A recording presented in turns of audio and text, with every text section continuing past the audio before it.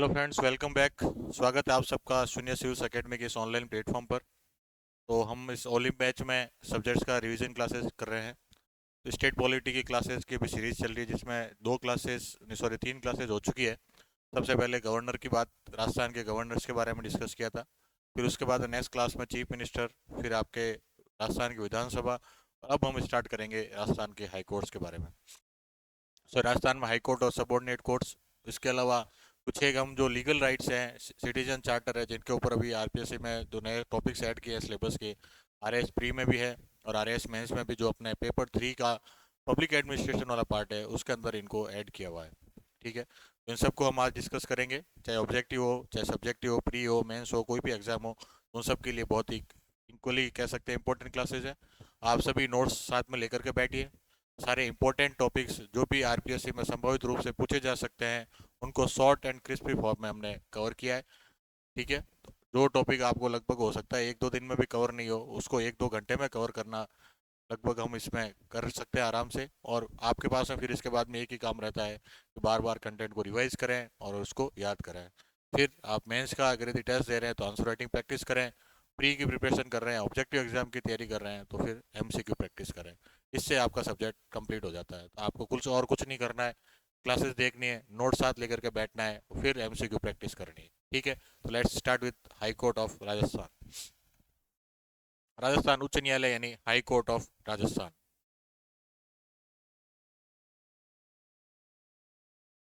राजस्थान के एकीकरण के दौरान राज्य की राजधानी और उच्च न्यायालय के निर्धारण को मुद्दे को सुलझाने के लिए बी आर पटेल की अध्यक्षता में एक समिति गठित की गई थी, जिसमें lieutenant colonel T C Puri और एस पी सिन्हा अन्य सदस्य थे। ठीक है, तो जो कमेटी बनाई गई थी कि भाई राजस्थान में हाईकोर्ट कहाँ होगा और राजस्थान कैपिटल कहाँ होगी, उसके चेयरमैन तो कौन थे आपके, बी आर पटेल, और बाकी दो आपके मेंबर कौन कौन थे, lieutenant governor T C Puri और आपके एस पी सिन्हा। ठीक है, ये तीनों लोग मिलकर के समिति में सदस्य थे। इस समिति ने 27 मार्च 1949 को अपनी रिपोर्ट प्रस्तुत की, इसमें जयपुर को कैपिटल और जोधपुर में क्या किया गया, हाई कोर्ट की स्थापना की गई। रिपोर्ट इसने कब की थी, 27 मार्च 1949, in which it recommended to establish capital in Jaipur and high court in Jodhpur. राज्य के तत्कालीन राज प्रमुख सवाई मान सिंह ने एक अध्यादेश जारी कर जोधपुर में उच्च न्यायालय के उद्घाटन की तिथि 29 अगस्त तय की। कब तय की थी आपके, 29 अगस्त 1949, मतलब 29 अगस्त 1949 को क्या किया गया, राजस्थान में हाईकोर्ट की स्थापना की तिथि तय की गई। नवगठित राजस्थान में जोधपुर के उच्च न्यायालय की मुख्य पीठ और चार अन्य क्या थी, पीठ थी। मतलब एक तो क्या थी, जोधपुर के अंदर मेन बेंच थी, इसके अलावा चार क्या थी आपके अदर बेंचेस। कौन कौन सी, जयपुर, बीकानेर, कोटा और उदयपुर। जोधपुर में राजस्थान उच्च न्यायालय का उद्घाटन कब हुआ, 29 अगस्त 1949 को हुआ। और समारोह की अध्यक्षता किसने की थी, महाराजा मतलब राज प्रमुख आपके सवाई मान सिंह जी थे, उन्होंने इसकी जो प्रोग्राम था उसकी अध्यक्षता की थी। इस समारोह में तत्कालीन राज प्रमुख सवाई मान सिंह द्वितीय ने प्रथम फर्स्ट आपके न्यायाधीश कौन थे, के वर्मा। फर्स्ट आपके चीफ जस्टिस ऑफ राजस्थान कौन थे, के वर्मा, जो समय इलाहाबाद हाईकोर्ट के क्या थे, पूर्व न्यायाधीश। और 11 अन्य न्यायाधीशों को शपथ दिलाई थी, क्योंकि राजस्थान का जो भी मतलब किसी भी राज्य का जो भी गवर्नर होता है, वो क्या करता है, आपके जो भी हाईकोर्ट के जजेस है उनको शपथ दिलाता है। उस समय राज प्रमुख कौन थे, मान सिंह जी थे। इन्होंने उस समय के आपके राजस्थान के हाईकोर्ट के first chief justice Kamalkant Verma, ठीक है, कमलकांत वर्मा आपके former chief justice of Allahabad high court थे। इसके अलावा 11 अन्य जज, मतलब 11 अदर जजेस थे, उनको क्या दिलाई थी, शपथ दिलाई थी। कब दिलाई थी, 29 अगस्त 1949 को।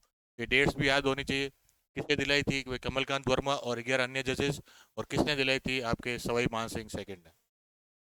26 जनवरी 1950 को राजस्थान में 20 श्रेणी का राज्य बनने के बाद राजस्थान हाईकोर्ट के प्रमुख मुख्य न्यायाधीश और 6 अन्य न्यायाधीश थे। जब आपके भारत का संविधान लागू हुआ, उस समय हमने देखा था कि जितने भी स्टेट्स थे उनको कितनी कैटेगरी में बांटा गया था, चार कैटेगरीज में। तो राजस्थान था बी कैटेगरी में।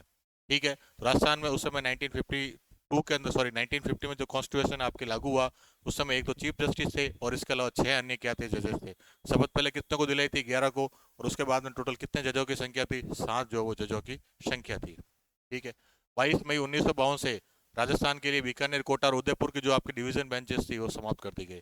तो जो आपके ये सारी डेट्स अपने को याद रखनी है, आरपीएससी इनसे क्वेश्चन पूछ सकती है कि भाई कौन कौन से आपकी डिवीजन बेंच खत्म की गई थी। 22 मई 1952 में बीकानेर, कोटा और उदयपुर बेंचेज हैं, जो डिवीजन बेंच थी, इनको आपके खत्म कर दिया गया।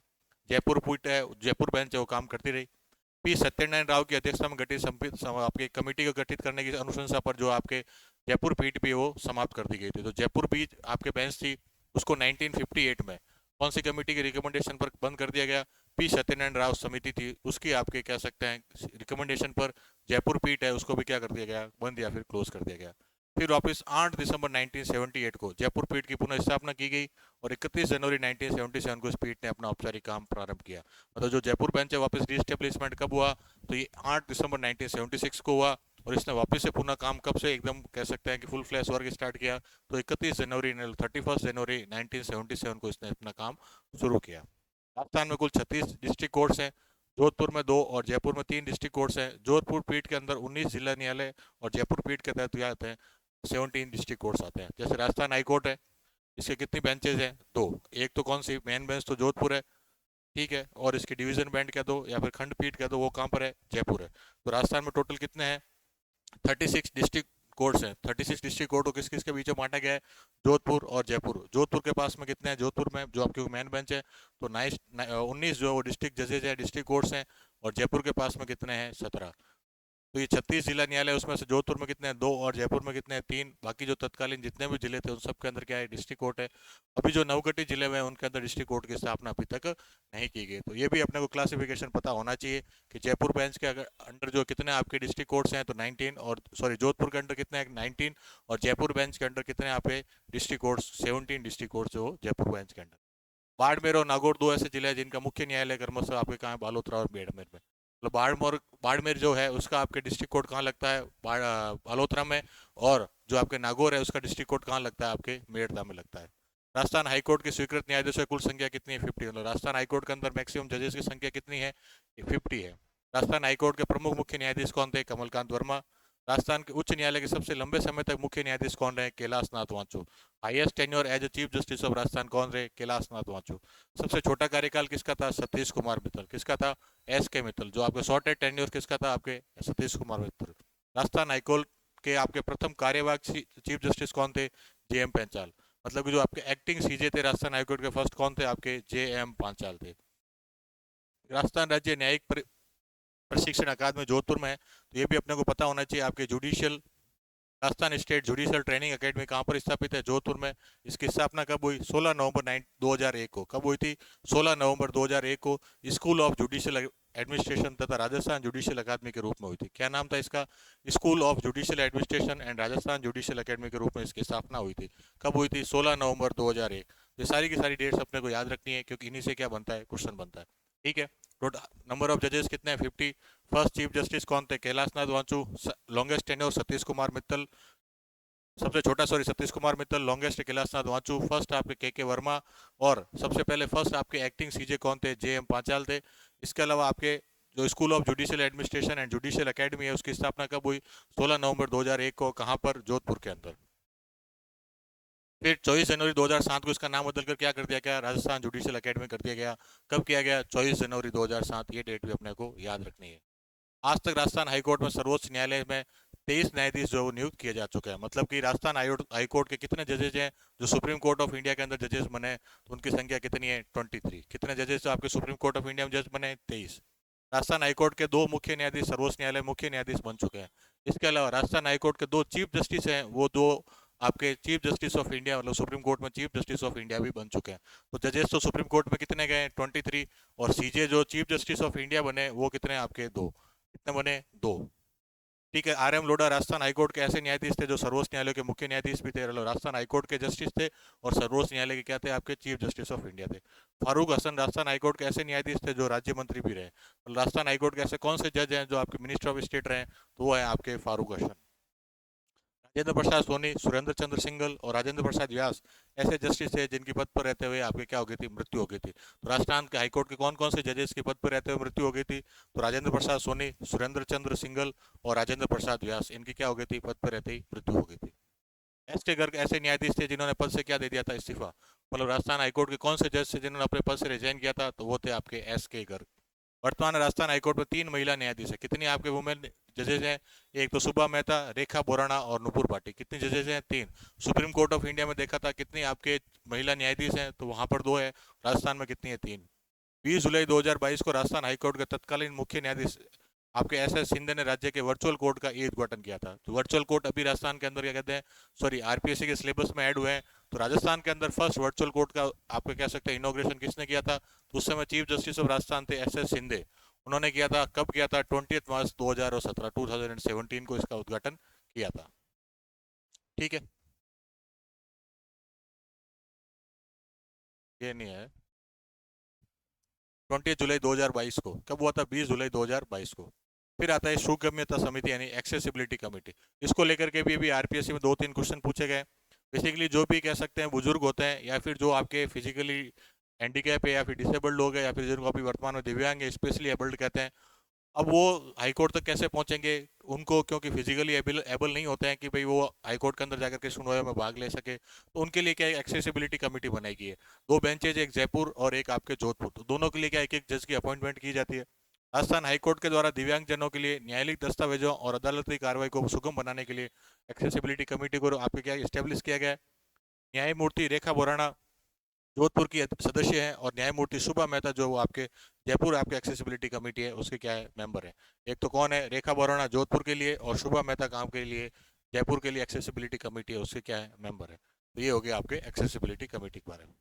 राजस्थान के अब तक कौन कौन चीफ जस्टिस रहे उनके बारे में देख लेते हैं।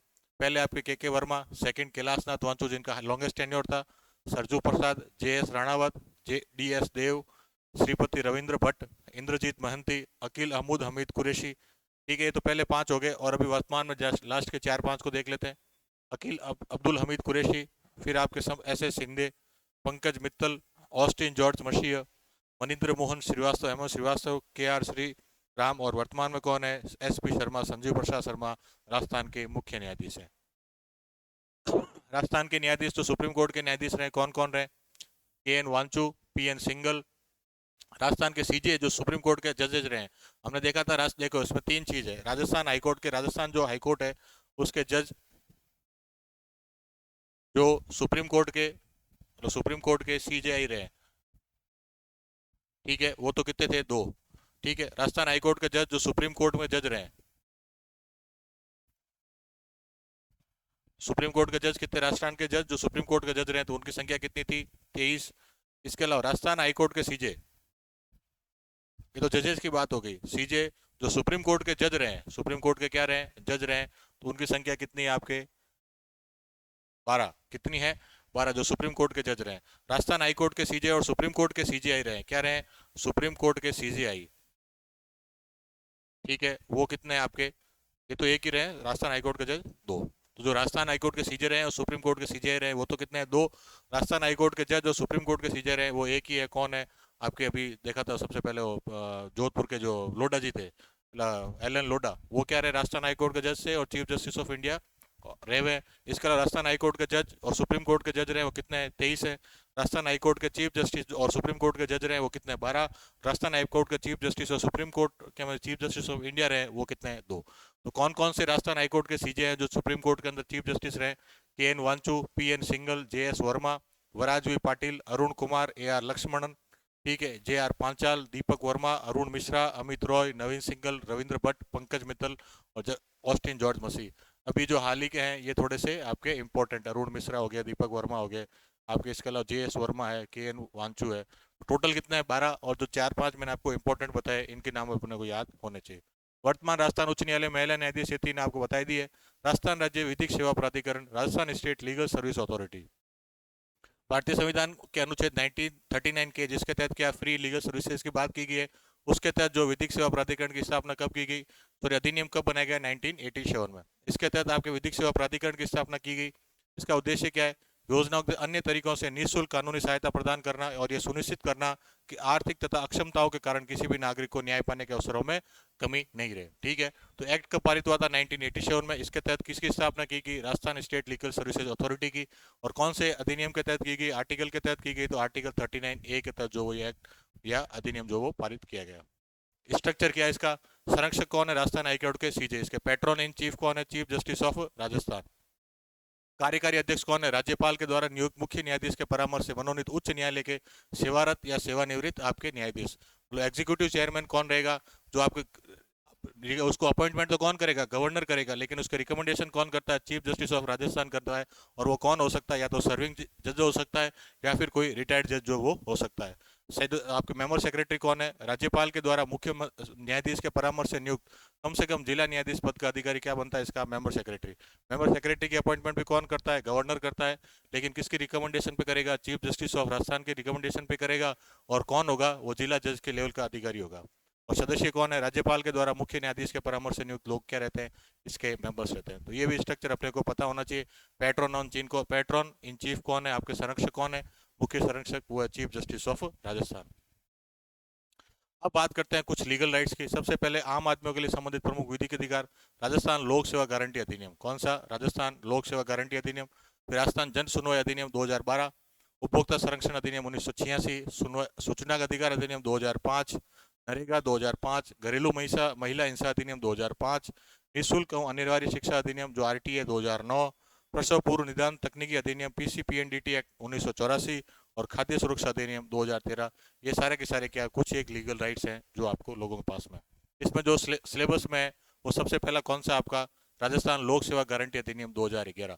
Rajasthan guarantee for delivery of public services act 2011। अब ये इसके अंदर सारे के सारे फैक्चुअल चीज़ें हैं वो अपने को एज इट इज़ याद होनी चाहिए। जो जो जहाँ जहाँ से क्वेश्चन बनते हैं वो सारे नोट्स में लिखे हुए हैं। एक बार अपन उसको रिवाइज करके देख लेते हैं कि भाई इसके अंदर कौन कौन सी बातें हैं। सबसे पहले बात है कब से लागू हुआ? कि 14 नवंबर 2011 को लागू हुआ। उस समय आपके राजस्थान के सीएम कौन थे? अशोक गहलोत थे। 21 सितंबर 2011 को राज्यपाल ने इसकी क्या थी? अनुमति दी। लागू कब से हो गया था? आपके 24 नवंबर 2011 को। उससे पहले राज्यपाल ने आप लोग कब परमिशन दे दी थी? कि 21 सितंबर 2011 को परमिशन राज्यपाल ने दे दी थी। कौन कौन सी सर्विसेज है? स्टार्टिंग में 15 विभागों की 108 सर्विसेज थी और वर्तमान में 27 विभागों की 287 सर्विसेज हैं। लेकिन ये धीरे धीरे हर बार क्या होती है, कोई इनको सर्विस बढ़ती रहती है। तो इसमें बहुत ज़्यादा अपने को चिंता करने की आवश्यकता नहीं है। उद्देश्य क्या है? कि सरकारी अधिकारियों भ्रष्टाचार को कम करना और ट्रांसपेरेंसी तथा लोक जवाबदेहिता को क्या करना? वृद्धि करनी है। To reduce corruption and increase transparency and accountability. जन समस्याओं का त्वरित समाधान करना। To provide quick solution to public problems and grievances.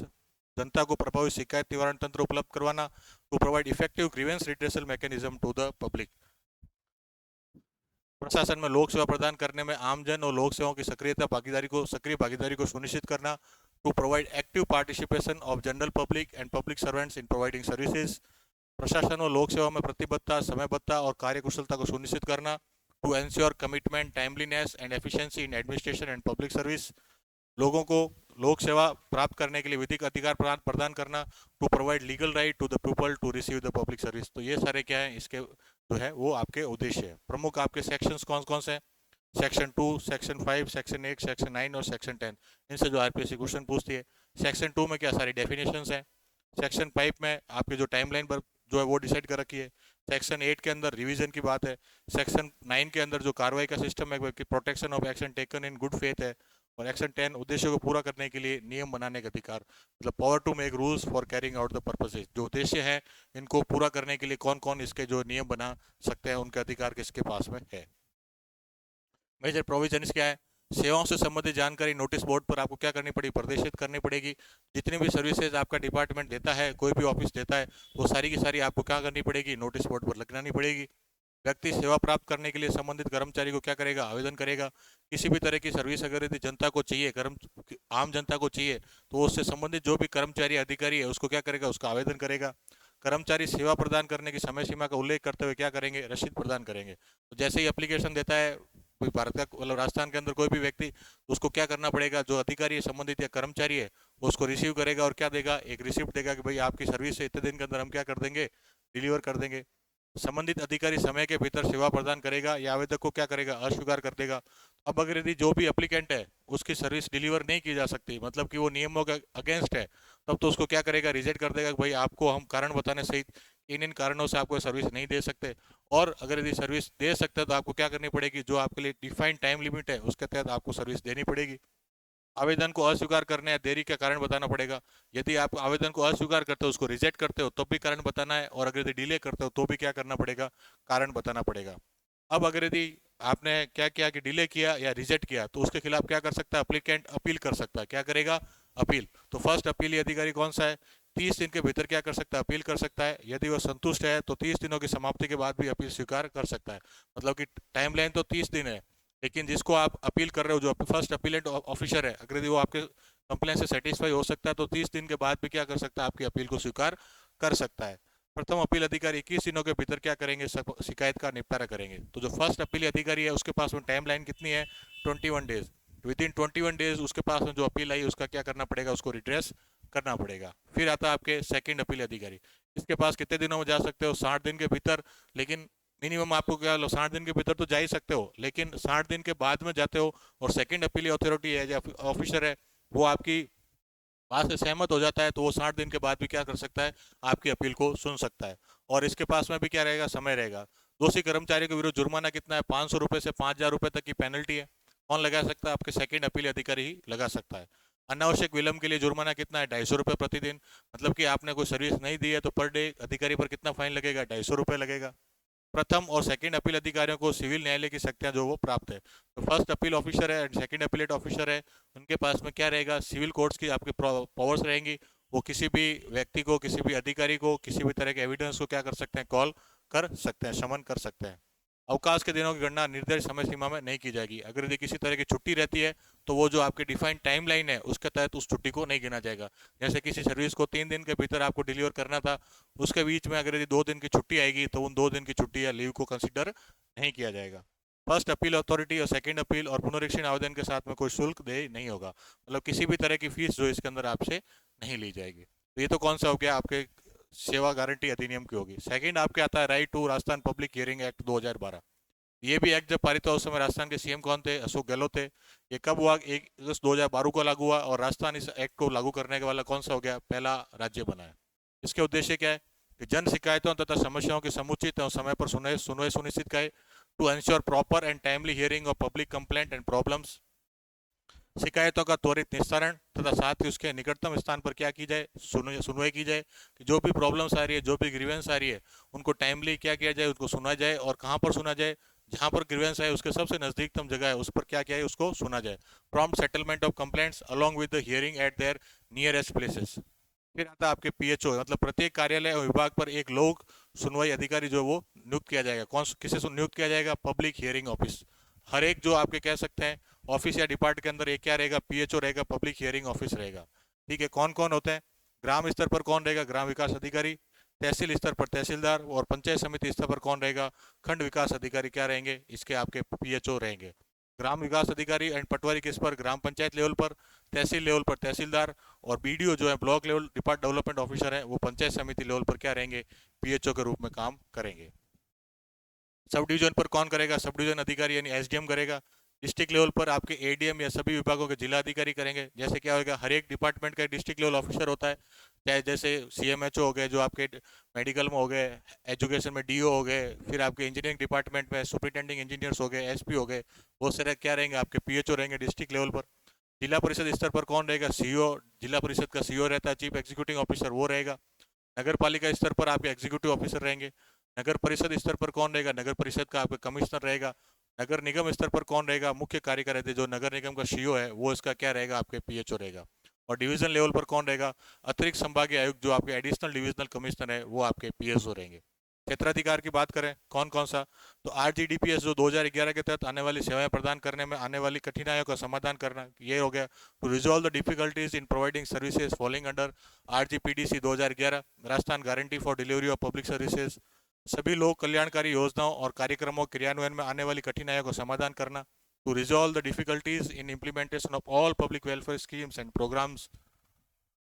Level of hearing, अब इसमें कौन कौन से लेवल ऑफ हियरिंग है, जैसे उसके अंदर आपके फर्स्ट सेकंड थर्ड था, तो इसके अंदर सबसे पहला फर्स्ट लेवल, सुगम केंद्र पर सादे कागज पर शिकायत की जाएगी। जन सुनवाई अधिकारी 15 दिन के भीतर सुनवाई का निपटारा करेंगे, और यदि वो प्रकरण अस्वीकृत करते हैं तो उसको क्या करना पड़ेगा, कारण बताना पड़ेगा। मतलब एक नॉर्मल प्लान पेपर पर अपनी कंप्लेन लेगा, 15 डेज के अंदर पीएचओ है उसका क्या करेगा, ग्रीवेंस को सेटल करेगा। और अगर रिजेक्ट करता है तो उसको क्या करना पड़ेगा, उसका रीजन या कारण बताना पड़ेगा। फिर आगे आपके सेकंड लेवल यानी प्रथम अपीली अधिकारी, फर्स्ट अपीलेट ऑफिसर।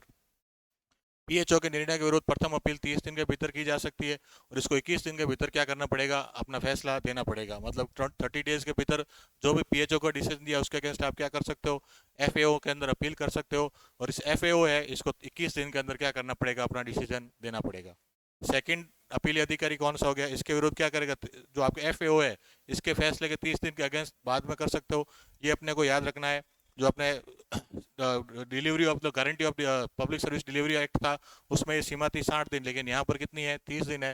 तो 30 दिनों के भीतर क्या करेगा, एफएओ के निर्णय के खिलाफ दूसरी अपील होगी और मामले का निपटारा कितने दिनों करना पड़ेगा, 21 दिन के भीतर इस मामले का निपटान करना पड़ेगा। तो अब इसके अंदर कुछ एक फैक्ट्स हैं वो याद होने चाहिए। बाकी आरएस मेंस में ऐसा क्वेश्चन आता है तो कंप्लीटली एक बड़ा बड़ा क्वेश्चन अब तक पब्लिक एडमिनिस्ट्रेशन में दोनों एक्ट पर आ चुका है 10 नंबर का, तो उसमें हमें सब लिखना है कब इसको पारित किया गया, कौन कौन से इसके उद्देश्य है, मतलब इसके मेन ऑब्जेक्टिव्स क्या क्या है, और कौन कौन से इसके प्रावधान है, क्या इसके अंदर जो टाइमलाइन डिसाइड कर रखी है, किस प्रकार से इसमें अपील जो है वो की जा सकती है।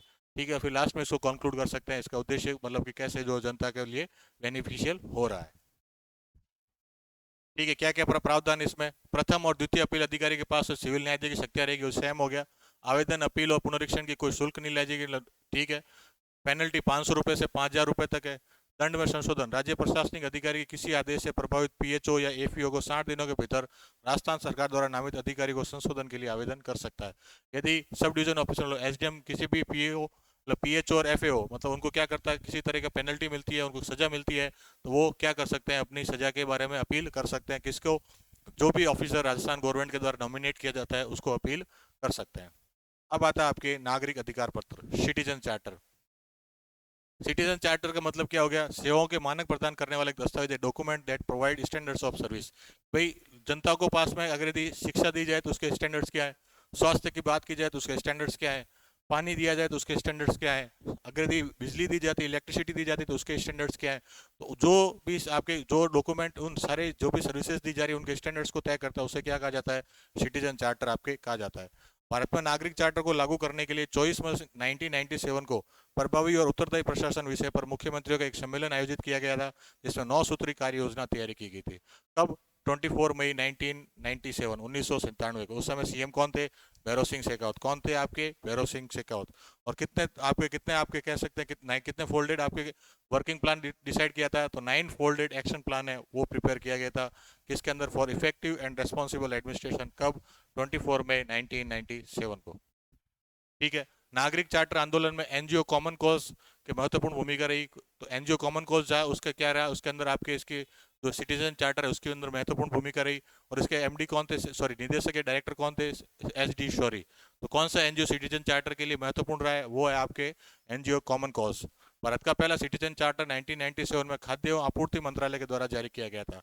मतलब जो आपके फूड एंड सप्लाई मिनिस्ट्री है सेंट्रल गवर्नमेंट की, उसने 1997 में फर्स्ट सिटीजन चार्टर जो वो आपके डिक्लेयर किया था, और उसमें बताया था कि वे फूड एंड सप्लाई जो आपकी मिनिस्ट्री है इसके द्वारा जो जो सर्विसेज दी जा रही है उसकी ये क्या क्या रहेंगे, आपके स्टैंडर्ड्स रहेंगे। राजस्थान में इसे 1998 में नागरिक आपूर्ति विभाग और 1999 में राजस्व मंडल के द्वारा जारी किया गया। राजस्थान में सबसे पहले किसके द्वारा सिटीजन चार्टर जारी किया गया, तो 1998 में आपके supplies department, civil supplies department, और 1999 में आपके रेवेन्यू बोर्ड है उसने जो आपके क्या जारी किया है, सिटीजन चार्टर जारी किया है। उद्देश्य क्या है इसके, सार्वजनिक सेवाओं की गुणवत्ता में निरंतर सुधार को उपभोक्ताओं की आवश्यकताओं इच्छाओं के अनुरूप हो। इसके बेसिकली 6 उद्देश्य हैं। कितने हैं, छह छह इसके कंपोनेंट है। सबसे पहला क्या है, सेवाओं की गुणवत्ता में सुधार, improvement in the quality of service. सेवाओं की मानकता, स्टैंडर्डाइजेशन ऑफ सर्विसेज, कि भाई हम किस लेवल की सर्विसेज देंगे। ऐसा नहीं कि एक साधारण कह दिया भाई किसी व्यक्ति को इलाज चाहिए तो उसकी कोई गुणवत्ता ही नहीं है, अगर यदि किसी को खाद्य आपूर्ति करनी है तो उसकी कोई गुणवत्ता ही नहीं है। मतलब आपको सर्विसेज को भी स्टैंडर्डाइज करना है कि भाई हम इस लेवल की क्या देने वाले हैं, आपको सर्विसेज देना चाहते हैं। परामर्श और विकल्प जहां तक संभव हो उपलब्ध करवाना। ठीक है, providing consultation and options as far as possible. मतलब आपको क्या करना है, प्रोवाइड करना है। मूल करदाताओं के धन का वाजिब मूल्य, बेसिकली क्या है कि जो भी गवर्नमेंट के पास में पैसा आता है वो है किसका, जनता के द्वारा कमाए गए पैसे का, टैक्स के द्वारा गवर्नमेंट क्या करती है, रेवेन्यू अर्जित करती है। उसी रेवेन्यू से सर्विसेज की डिलीवरी होती है। तो आपको क्या करना है कि जो आपके मूल करदाता है उसने जो आपको पैसा दिया उसको क्या करना है, वाजिब मूल्य का भुगतान करना है। Value, reasonable value. ठीक है, reasonable value for tax payers money हो गया। उत्तरदायित्व, तो व्यक्तिगत संगठन दोनों का, responsibility of both individual and organisation, and transparency, नियम और पारदर्शिता में। तो ये सारे क्या है आपके प्रमुख बिंदु है।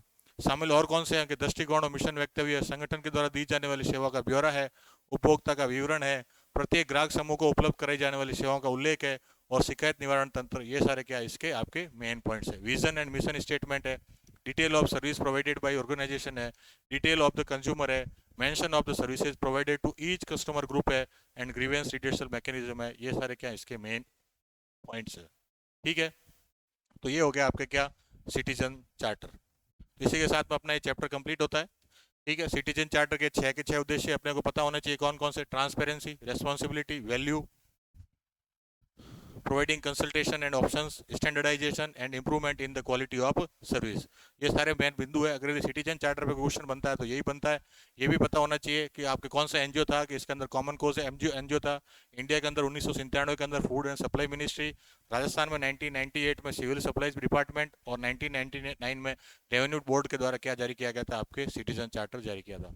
बाकी जो दोनों एक्ट पढ़े थे उसके भी सारे के सारे प्रावधान अपने को याद होने चाहिए। ठीक है, थैंक यू। तो अब तक अपने स्टेट पॉलिटी के 4 क्लासेस हो चुकी है। नेक्स्ट क्लासेस में अपन करेंगे पंचायत और आपके अर्बन लोकल बॉडीज को। ठीक है, थैंक यू वेरी मच।